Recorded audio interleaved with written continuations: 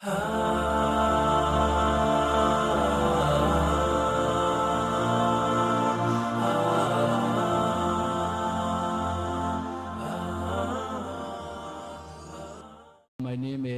ismim Jaypaysnan. Men 22 yoshdaman. Hamda men G'arbiy Bandungda ishlayman va men musulmonman. Siz kim bo'lib ishlaysiz? Tushunmadim. Sizning kasbingiz nima? Men operatorman deng. Ha. Aslida menda bir savol bor edi. Bu savol mening musulmon bo'lmagan do'stimdan. U mendan Allohning mavjudligi haqida so'radi. Nega islomda Allohning surati yoki qiyofasi yo'q deb so'radi. Men unga doktor Zakir Naikning bir videoda aytgan gaplariga o'xshash javob berdim. Ya'ni islomda biz Allohni inson tasavvuridan ustun deb bilamiz. Va uni hech qanday surati yoki haykali yo'q, sanskritcha pratimasi yo'q va uni hech kim bilan ifodalab bo'lmaydi dedim. Shunda u mendan agar siz uning qanday ko'rinishini bilmasangiz, unda unga sajda qilib ibodat qilish mantiqiy bo'ladimi deb so'radi. E'tiboringiz uchun rahmat. Birodarimiz quyidagi savolni berdi. U qanday qilib Allohga tasvirsiz sig'inishimiz mumkin degan savolni berdi. Birinchidan, agar siz Allohning suratini yaratsangiz, uni kamsitgan bo'lasiz. Siz uni kamsitasiz. Chunki Vedalarda aytilishicha, Allohning surati bo'lmaydi, Injilda ham Allohning surati bo'lmaydi va Qur'onda ham Allohning surati bo'lmaydi deb aytilgan. Unda qanday qilib siz buni qilasiz?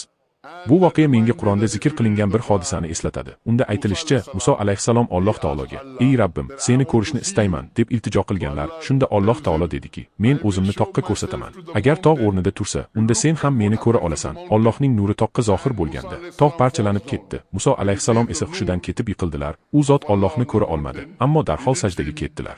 Bu voqea Alloh taoloning qudrati va buyukligini, uning bandalari oldidagi ulug'ligini yaqqol ko'rsatadi. Siz mendan Allohga suratsiz qanday ibodat qilish mumkinligini so'raysiz. Uni tasvirini ko'rishni imkoniyati bo'lmasa ham, siz o'ylashni xohlagan hamma narsa haqida tasavvurga ega bo'lishingiz shart emas. Siz buni qilishingiz shart emas. Men buni yana aytaman, siz o'ylashni xohlagan hamma narsaning tasviriga ega bo'lishingiz shart emas. Masalan, siz ishonishingiz uchun ma'lum bir tasvirni yaratishingiz shart emas. Aytaylik, kimdir sizga Amerika juda yaxshi davlat, juda go'zal davlat desa, siz u yerga borishni xohlaysiz deylik. U yerga borish uchun Amerikani rasmini ko'rishingiz shartmi? Shart emas. To'g'ri, shuning uchun siz hamma narsani ko'rishingiz shart emas. Hamma narsani ko'rish shart emas. Ayniqsa biz islom va boshqa dinlarga e'tiqod qiluvchilar ham ishonmaymiz. Chunki Alloh subhanahu taolo shunchalik buyuk zotdirki, biz uni bu hayotda ko'ra olmaymiz. Bu hayotda siz Allohni ko'ra olmaysiz, lekin keyingi hayotda ko'rishingiz mumkin.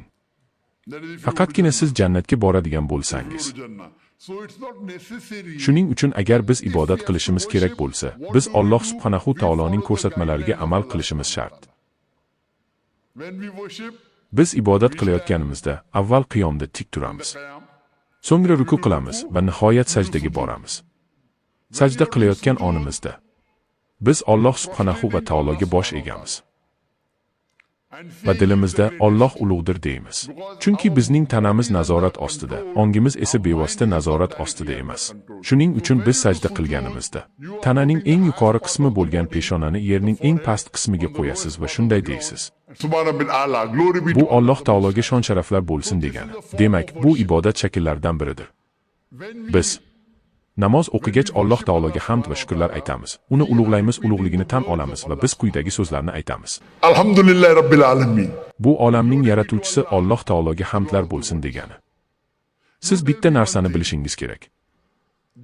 Siz biladigan Xudo haqidagi barcha tasvirlar boshqa dindor odamlar qiladigan xatoligidir.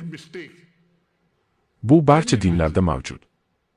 Agar siz boshqa dindagi Xudoning suratlarini ko'rgan bo'lsangiz, iltimos ular haqida nima o'ziga xos narsa borligini tushuntiring. Buni tushuntiring. Men bilmayman. Sizningcha uni siz va men kabi bitta burni, bitta og'izi va ikkita ko'zi bo'lishi kerakmi? U qanday bo'lishi kerak? Filmdagi qahramonlar ideal yoki mukammal ko'rinadi, lekin bu faqat filmda, shunday emasmi? Bu to'g'rimi yoki noto'g'rimi? Bu noto'g'ri. Noto'g'ri deysizmi? Ha, Filmdagi odamlar, qahramonlar xudolarning suratlariga qaraganda chiroyliroq emasmi? ha. Bu to'g'rimi yoki noto'g'rimi? Menimcha siz buni tushundingiz. Siz filmda ko'rgan qahramon. Filmdagi odamlar xudoning suratlaridan ham chiroyliroq ko'rinmaydimi? Odamlar o'sha suratni ko'rib, unga sig'inadi, lekin o'sha suratni xudo qilib turgan narsa nima o'zi? Agar men o'sha suratga qarasam, unga sig'ingim kelmaydi, chunki u menga o'xshab ketadi. Shunday emasmi? Ha, to'g'ri. Nega men kabi fazilatlarga ega bo'lgan odamga sajda qilishim kerak? Bitta burun, bitta og'iz va ikkita ko'zi xuddi men kabi bo'lsa, uning o'ziga xosligi nimada? Alloh taolo shunday deb aytadi. لم يقل له كفوا أحد. Bu degani Allohga o'xshash hech narsa yo'q. Agar Allohni biror narsaga ishlatsangiz yoki suratda ko'rsatsangiz, u endi Alloh bo'lmaydi. Islomda Alloh taolo hech qanday o'xshashi bo'lmagan narsa sifatida ta'riflanadi. Siz esa menga nega uni surati yo'q deysiz? Chunki Alloh taoloni hech qanday rasm bilan tasvirlab bo'lmaydi. Siz buni tushundingizmi? Ha, men tushundim. Islomdagi Allohning qiyofasini tasvirlagan paytingizda bu xudo bo'lishi mumkin emas. Chunki Alloh taolo juda qudratli. Shuning uchun biz unga ibodat qilamiz. U bizning yaratuvchimizdir, u bizning tayanchimizdir. Biz unga sajda qilamiz, chunki biz uning alomatlarini ko'ramiz. Quyosh uning alomati, oy uning alomati va yulduz uning alomatidir. Siz endi buni tushungandirsiz. Ha, Bularning barchasi bizga berilgan ne'matdir. Hamda biz Qur'oni Karimga ishonamiz. Uni o'qiganimizda iymonimiz mustahkamlanadi. Bu fotosurat emas. Siz bu Allohning tasviridagi surat meni himoya qiladi deysiz. Ammo agar u Alloh bo'lsa, sizni himoya qiladimi? Faraz qilaylik, bir Alloh boshqa Allohning yordamiga muhtoj. Bir Alloh boshqa Allohni o'ldiradi va Alloh 3 kun davomida o'ladi. Agar Alloh 3 kun davomida o'lsa, nega unga sig'inish kerak? To'g'rimi yoki noto'g'rimi? Siz Allohni 3 kun davomida o'lganini eshitganmisiz? ha, to'g'ri. Menga aytingchi, qaysi Allohning surati sizga yoqadi? Qaysi Allohning? Meni o'ylashimcha, uni surati bo'lmaydi. Yo'q, to'g'rimi?